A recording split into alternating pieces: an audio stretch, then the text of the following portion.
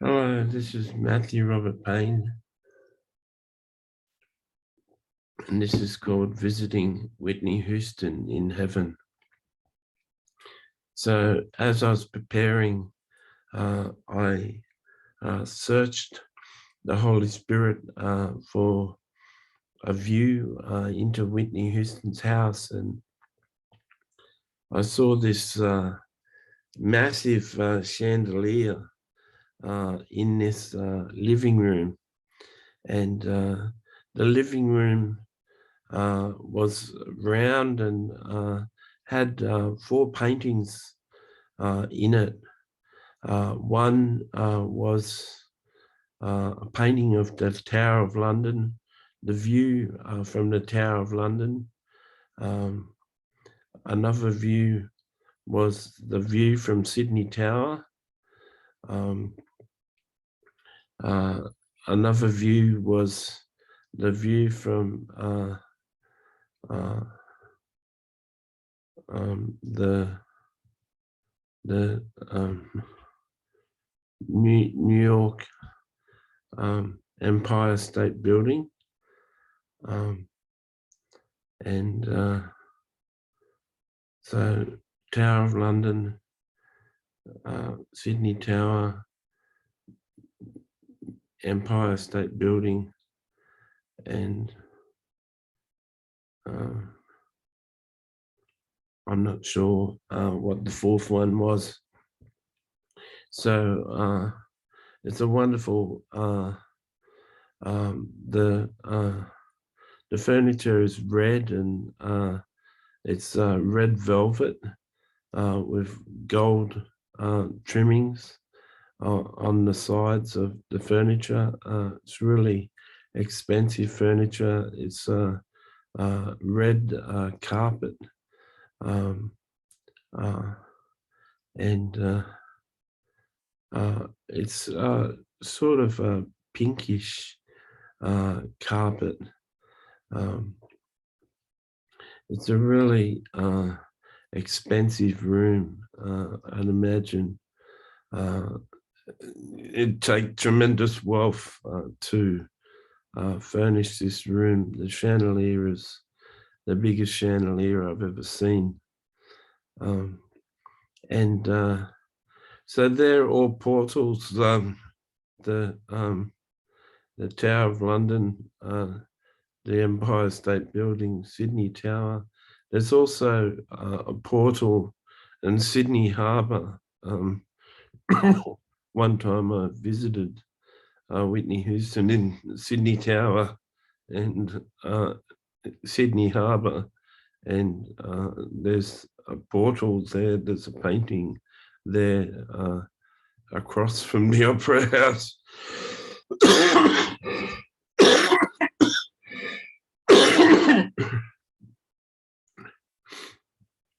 Sorry, I've got a bad cough at the moment. So that's one room of a house. She's got upstairs.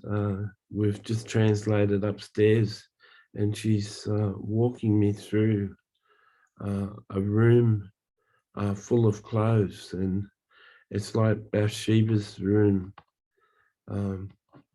There's walls and walls of shoes, and there's racks and racks of clothing. There's all sorts of dresses, all sorts of slacks and pants, and I'm not too familiar with clothing, but there's so much clothing here. You could make thousands of dollars selling it, but she's leading me into a room. It's her bedroom, and she's got a bed. I wasn't sure. I've never been into a bedroom in heaven. I didn't know they slept, but they must choose to sleep if they want to. Above her bed is a picture of Jesus in the garden praying to his Father. He's got his hands like this, and he's caught in the moonlight, and it's a very endearing photo painting, and it's above her bed, and she wanted me to see that even though she still has a high fascination with the great sights of earth. The other painting downstairs was the Eiffel Tower in France. So even though she's got great fascination with the places of earth, and there are portals that you can visit in heaven, and you can visit those places on earth. She's got fascination with Jesus and his prayer life, and this garden photo, it looks like a photo, it's a painting. This painting takes you back to a private garden where Jesus used to escape up onto a mountain to pray early in the morning.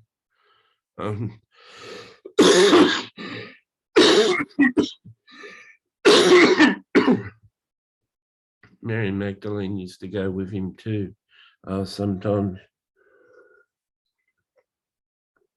And Whitney has said she's really developed a real intimate prayer life with Jesus. So the first question is, what are you doing in heaven? And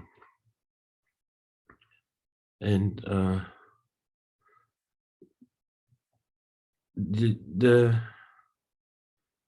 obvious answer for her to say is that she's a singer, and she is a singer, and she does perform, and she does record songs, but she's also doing what Princess Diana did when she went to heaven. She's become a fashion designer in heaven, and she's always liked fashion and studied fashion when she got to heaven. And a lot of the clothes in that room were her fashion designs, and she practices the dresses on herself and wears them to performances when she sings. So she says, I'm a fashion designer, Matthew, and a singer, and I really enjoy doing both. Heaven has got the opportunity for you to do a couple of things, and on earth I was always interested in fashion, and it costs so much, and I wanted to make fashion in heaven. And I saw what Princess Diana was doing when I got to heaven, and I decided if she can do it, I can do it too. And Diana and me are friends, and I really enjoy designing clothes for the women of heaven. I don't design suits or men's clothes. If you're wondering, Matthew, and I was wondering. So heaven is just so relaxed, and it's so carefree. I like the fact that there's no demands. On earth, there were constant demands to work on a new album and go on tour, and you'd have a tour schedule, and then you'd have to go into the studio and record a new album, and you needed constant hits to stay ahead. And there was a real grind to the industry. There was real pressure, and I certainly was a bit burned out by the music industry. And so when I got to heaven, I wanted a break from that, and so I threw myself into fashion design. I made buckles and belts and accessories. I've got a line of handbags and accessories to clothing. I don't design shoes. That's a specialist thing, but I've got quite a number of shoes in my closet.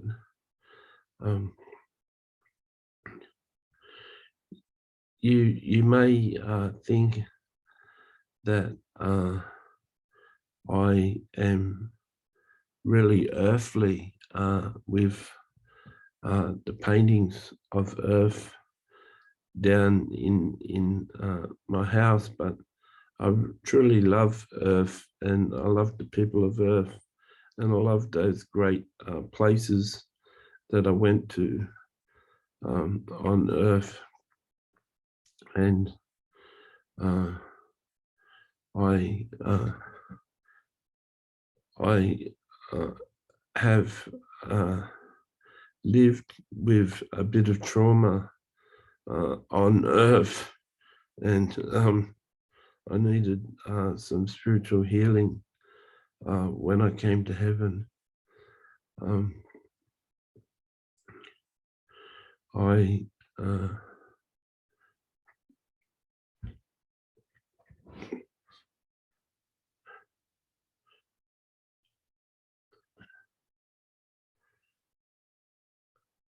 I was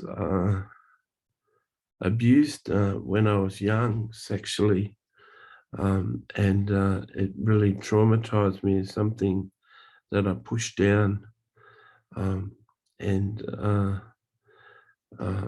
that's the reason why I had a pause and a silence, and it really traumatizes a female, and I tried to find joy in the pleasures of life, and the music profession gave me access to money, but money wasn't the answer, and drugs weren't the answer. And I found that the only answer for me has been to develop intimacy with Jesus. I'm very much like Diana. That's why she's a good friend of mine here, because Jesus is everything to me, and he really is a pleasure to know. What do you like about heaven? Jesus is my main focal point in heaven. he's the center of heaven, and he's the star of heaven, and I really enjoy him. I'm having an issue becoming fully Christian and fully on fire for God. I put it down to my abuse and the trauma that I suffered, and the wounds run deep, and even with the atmosphere of heaven and the soothing of heaven, it still affects me. And I want you to know if you come to heaven, heaven is a safe place. There's no abuse and there's no abusers, and there's no rush. There'll be no rush for you to live the perfect Christian life and live on fire Christian life. Jesus has been really kind to me and allowed me to have my eccentric behavior.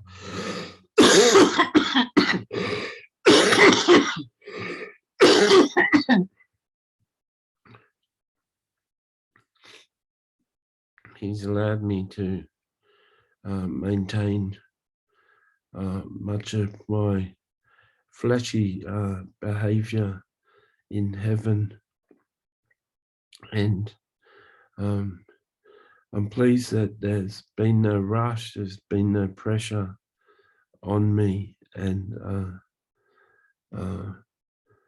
I can say that heaven and the counselors in heaven are very supportive, and it's something that I want to address here because there's been people on earth, there's been people reading this book who've been traumatized by sexual abuse or traumatized in other ways, and they may be reading this book series and everyone seems to be going on with the Lord and in a happy space with the Lord and really intimate with Jesus. And there may be this trepidation and pressure to conform and to put things off and pretend that you're not hurting.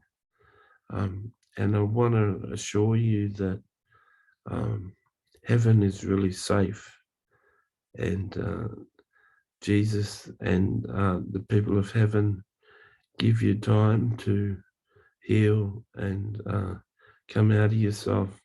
I've written some really impactful songs about abuse and sex abuse, and I've written some songs that when I perform them, there's not a dry eye in the audience. And I think my life and the way that it's taken me time to heal has been a real healing for many men and women in heaven who suffered abuse.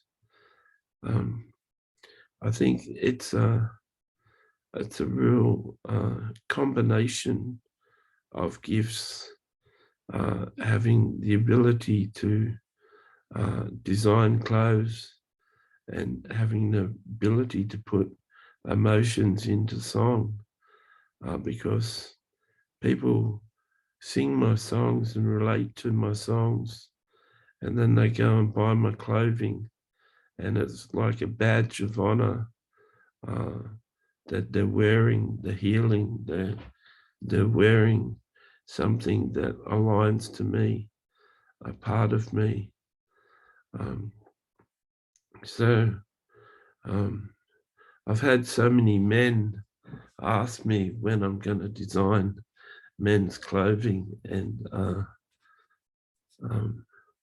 haven't gone over to that yet.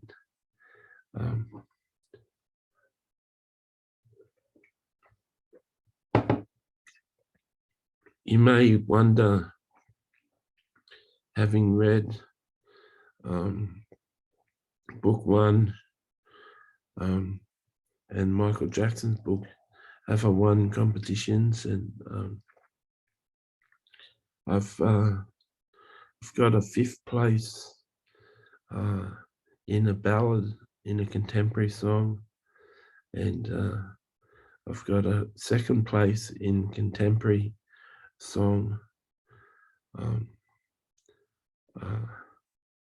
I've got 150th place in a worship song, and it's pretty stiff competition. The ballad that got number 2 was Dearly Loved in Heaven, and continues to be dearly loved. The songs can be edited and then re-entered into the competition. So I could have re-entered it and got it as number 1, but I liked it how it was, and I wasn't going to change it by 20% to qualify to re-enter it. And I'm so happy that I got to perform the song. People who come 2nd in the competition, 1st and 2nd in the competition in a week, get to sing their song with Jesus. Jesus sang the song as a ballad with me as a duet, and it was really encouraging and a real blessing.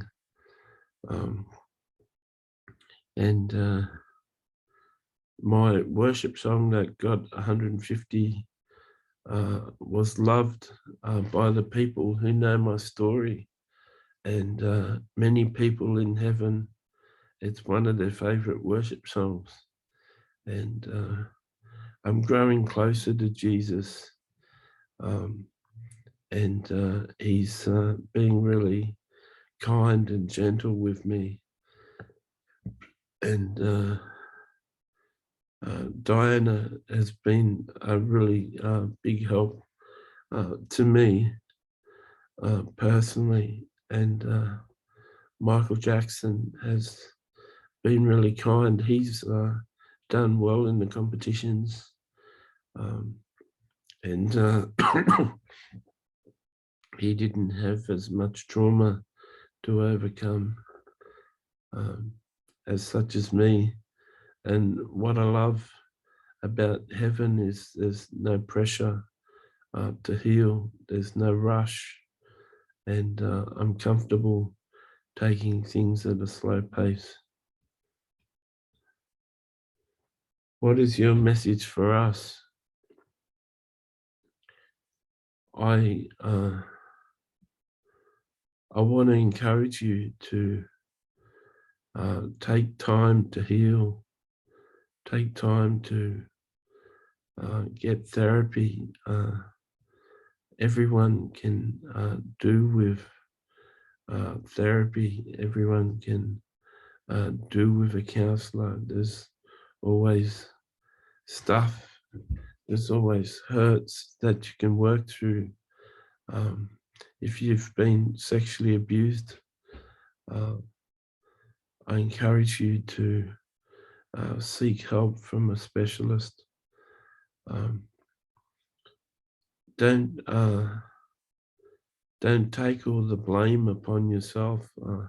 I know they're just mere words from me, because I know that as a victim, you blame yourself. And I know that the guilt and the shame is very heavy for victims. And but I want to assure you, speaking from the mouth of a victim, that your abuser was the one responsible for your abuse, and they were the adult, and they were the one that committed the crime. And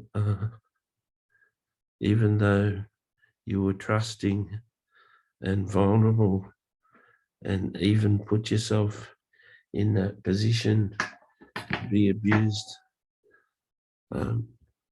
you weren't responsible. The adult is always responsible. So I'd encourage you, if you've been abused, to seek counselling and to seek someone to walk you through it and help you through it. I've been in heaven for years, and I'm still dealing with it.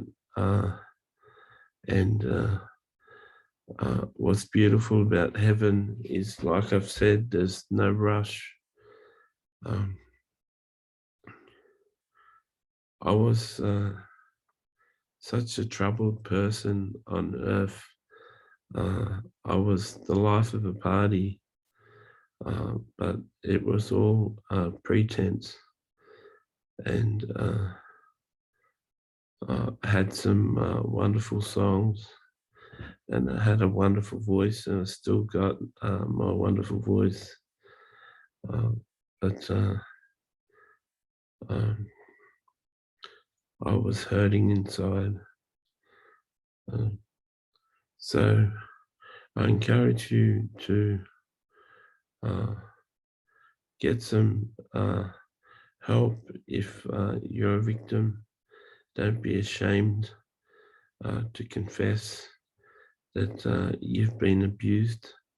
Don't be ashamed to come forward and be known as the victim. Go from victim to survivor.